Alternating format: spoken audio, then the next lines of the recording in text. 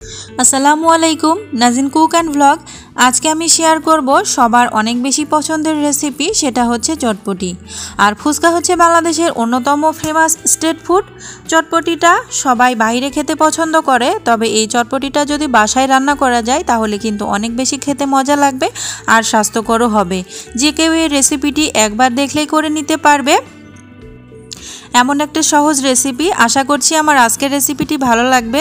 তো চলুন দেখে নেওয়া যাক মূল রেসিপি। তো এই যে এখানে আমি কিষণ চটপটি মিক্স নিয়েছি। এবার আমি প্যাকেটটা খুলে আমি আপনাদেরকে দেখাচ্ছি এই প্যাকেটের ভেতরে কি কি থাকে। তো এক প্যাকেটে রয়েছে মশলা, ছোট প্যাকেটে মশলা রয়েছে, আর বড় প্যাকেটে রয়েছে মটরের ডাল। তো আমি প্যাকেটটাকে খুলে নিচ্ছি। খুলে এই যে আমি বলে ঢেলে নিলাম। এখানে 2 কাপ পরিমাণ হবে মটর আছে, তো আমি এখানে 2 কাপ পরিমাণ পানি দিয়ে এই মটরটাকে 4 থেকে 5 ঘন্টার জন্য ভিজিয়ে রাখবো। তো এই যে আমি একটু ধুয়ে পরিষ্কার করে নিয়েছিলাম, কিছু ময়লা ছিল। তারপর আমি 4-5 ঘন্টার পর ফিরে আসছি। এই যে দেখুন কতটা সুন্দরভাবে ফুলে উঠেছে, আর কালারটাও কিন্তু চেঞ্জ হয়ে গেছে। আমি মটরের ডালটাকে 2-3 বার ধুয়ে পরিষ্কার করে নিয়েছিলাম। তারপরে যে আমি প্রেসার কুকার নিয়েছি, প্রেসার কুকারের ভেতরে পুরো মটর ডালটাকে আমি ঢেলে দিচ্ছি। তারপর এখানে আমি 2 কাপ পরিমাণ পানি ব্যবহার করছি। আমি একবারে পানিটা ব্যবহার করছি, পরবর্তীতে আর পানি লাগবে না। আর দিয়ে দিচ্ছি 3টা মাঝারি সাইজের আলু, আর দিচ্ছি সামান্য পরিমাণ লবণ দিয়ে আমি প্রেসার কুকারের মুখটাকে আটকিয়ে দিচ্ছি। নিয়েছি 2টা ডিম। এই 2টা ডিমটাকে আমি আলাদা পাত্রে সিদ্ধ করে নেব, এটা আমার পরবর্তী কাজে লাগবে। তো আমি চুলা জালটাকে অন করে দিয়েছি।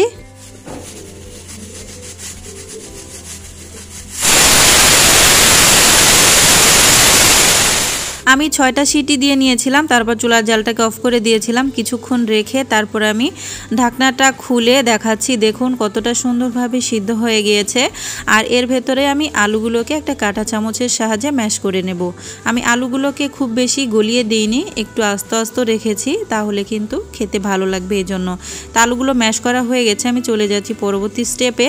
তো চুলাতে আমি একটা প্যান বসিয়ে দিয়ে কিছুটা তেল দিয়ে দিচ্ছি, আর এখানে দিয়ে দিচ্ছি একটা রসুন কুচি, একটা পেঁয়াজ কুচি, আর 2-3টা কাঁচামরিচ কুচি। তো এগুলোকে আমি কিছুক্ষণ একটু নেড়েচেড়ে ভেজে নেব হালকা ব্রাউন কালার করে। তো দেখুন ভেজে নেওয়া হয়ে গেছে। এ পর্যায়ে আমি অ্যাড করব 1 চামচ পাঁচফোড়ন। পাঁচফোড়নটা দিলে কিন্তু ফ্লেভারটা অনেক বেশি সুন্দর হয় আর খেতেও ভালো লাগে। তারপর আমি দিয়ে নেব চটপটির যে প্যাকেটে মশলাটা ছিল, সেই মশলাটা আমি 2 চামচ সাইডে রেখে বাকি সব মশলাগুলো দিয়ে নেব। তো দিয়ে নেওয়ার পর একটু নেড়েচেড়ে দেখছি তো শুকনা ভাব লাগছে, তো আমি এখানে একটু পানি দিয়ে এই মশলাটাকে একটু কষিয়ে নেব। এই চটপটির প্যাকেটের মশলার ভেতরে সব রকম মশলা থাকে, এজন্য আমি আর কিছু ব্যবহার করিনি লবণটা ছাড়া। তো এই যে দেখতে পাচ্ছেন মশলাটা খুব সুন্দর মতো কষিয়ে নেওয়া হয়ে গেছে, নিচ থেকে তেল উপরে ভেসে উঠেছে। তো এ পর্যায়ে সেদ্ধ করে রাখা চটপটির ডালটাকে দিয়ে দিচ্ছি। দিয়ে খুব আলতো হাতে নাড়াচাড়া করতে হবে, যেহেতু প্রেসার কুকারে সিদ্ধ করেছি খুবই ভালো মতো সিদ্ধ হয়েছে। খুব বেশি নাড়াচাড়া করলে এটা আবার কিন্তু গলে যাবে, আর গলে গেলে দেখতেও ভালো লাগবে না আর খেতেও ভালো লাগবে না।